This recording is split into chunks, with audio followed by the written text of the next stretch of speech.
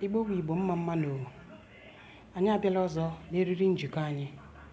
Ya bụ eriri njikọ a ka anyị ga-eji na-akụziri unu ihe ndị dị iche iche dịka ndị Igbo. Anyị ga-enwe mmasị ka ụmụaka bịa n'eriri njikọ a.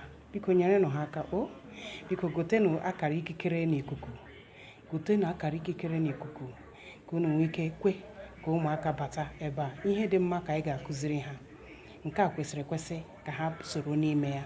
Ya bụ eriri njikọ a ga-akụziri ụmụaka anyị, ga-emekwa ka ha nwee mmasị na ha bụ ndị Igbo.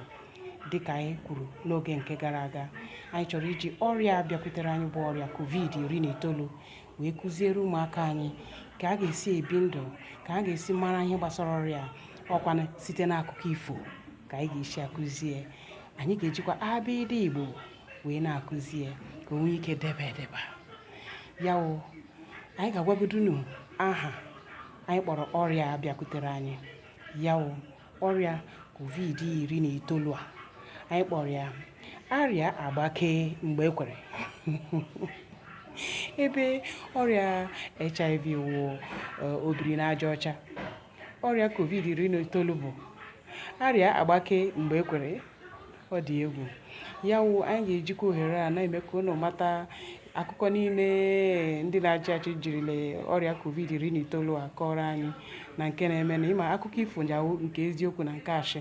Ya wụ anyị ga-eji akụkọ wee mee ka o deba ka unu na-aghọtakwa ebe anyị nọ, ghọtakwa ihe anyị nọ n'ime ya. Achọgodoro m ime ka unu mara nke na-ewe m iwe karịchaa mere m ji malite okwu a.